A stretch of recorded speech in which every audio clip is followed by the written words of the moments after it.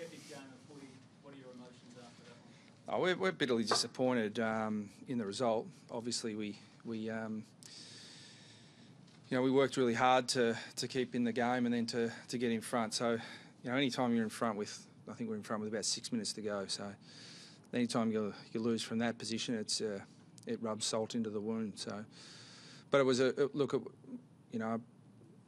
I thought Port Adelaide were fantastic. I thought our fight and effort were great, but there were some clear areas where they were better than us.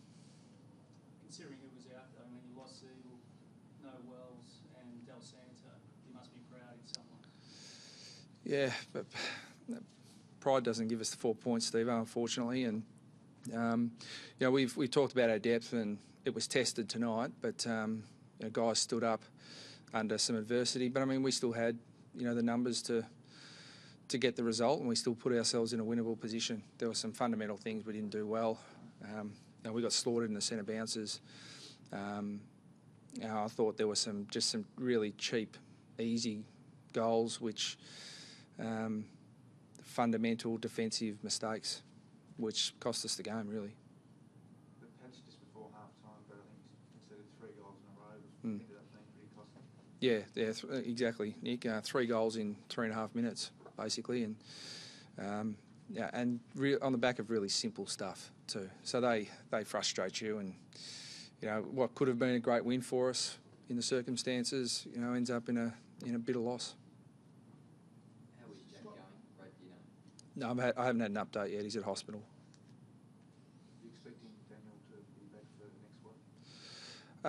I think he'll be close. Look, he was really close to playing tonight. And I made the decision that he was not 100%, and we need him at his best. If he's not quite at his best, we're better off getting him right and waiting another week. So that'll be the same case this week. Sam Wright, he obviously took a pretty heavy knock in the first quarter as well. He appears to be okay. I mean, we used the concussion sub because the vision showed that he did get hit in the head. So that happened right on the Zeeble incident as well. So we're under the pump there for a little while, but fortunately he came good and played out the game, played well. You had a lot of momentum when you got in front there. Thomas was up and about. You really thought you could have nailed it from there? Yeah, I did, Steve. I thought we had the momentum. I thought we had everything set up the way we wanted it. We just couldn't quite execute. So, and again, a really, just a pretty cheap goal, really. I mean, Port are always a side that are going to run hard, and they're going to keep coming at you. So we knew they'd do that, but we just didn't defend well enough. Did Scott Thompson have to look at his technique? He was looking at 3 goals, 3 kicks to Joe Schultz for similar sorts of incidents involving grabs around the yard. Were they very similar? Yeah, probably. I mean, Schultz is holding him on one too, so got him by the jumper. So, there's grappling and. But he does. When someone grabs him, he can't grab him back. So, they were just, we'll do some work on that. I mean, he's an All-Australian standard defender, so I wouldn't say that's a common occurrence.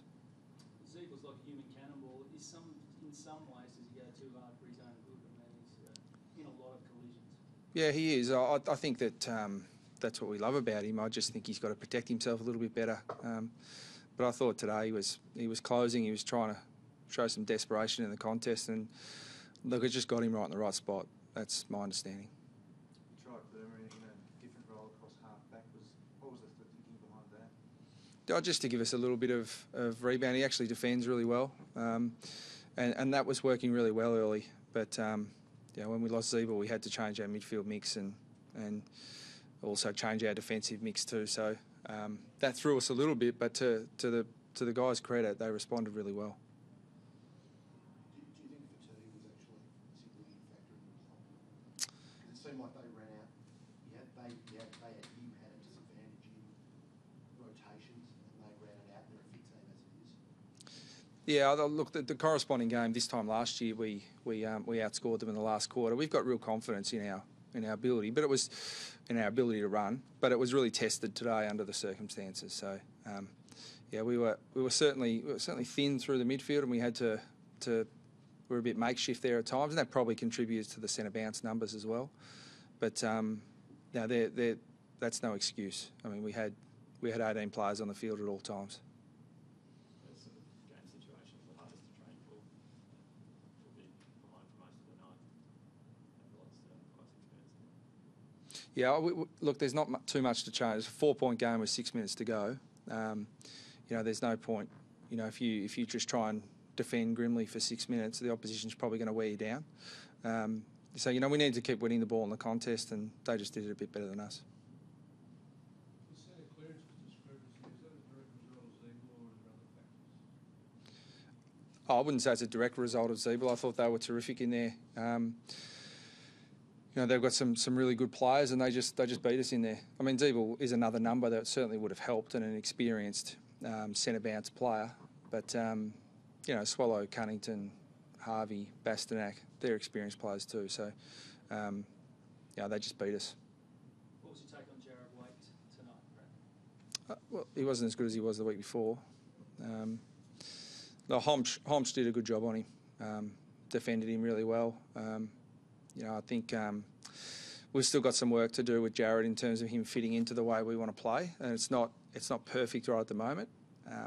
He got on the end of it last week, but I've still got real confidence that he'll be a really good player for us. Is it important for Waite to play almost to create a release for Brown to be more potent, or is it a case where you can't have three at the same time in that sort of area? I mean, there's an argument for both.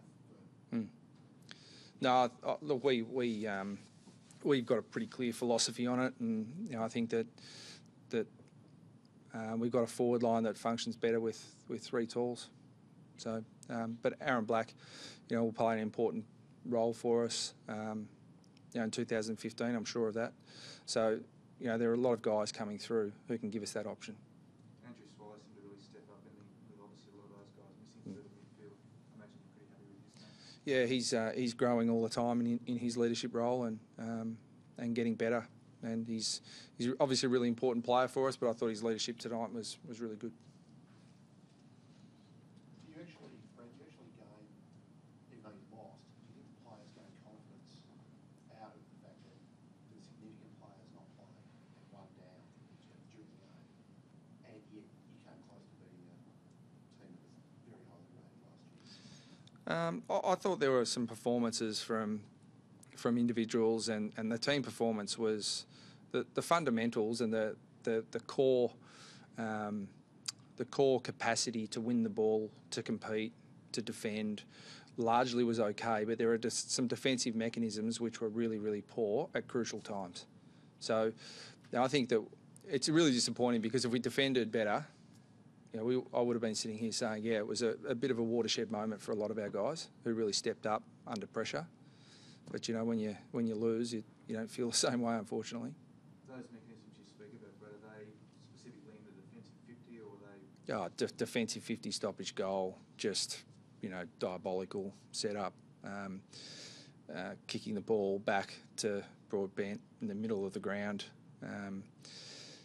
Ben Cunnington being caught, you know, free kick, goal. You know, really simple stuff. Goal line goals, marks on the goal line, just stuff that shouldn't happen at an AFL club, let alone one aspiring to play finals. Thanks, Brad. Thanks, Brad.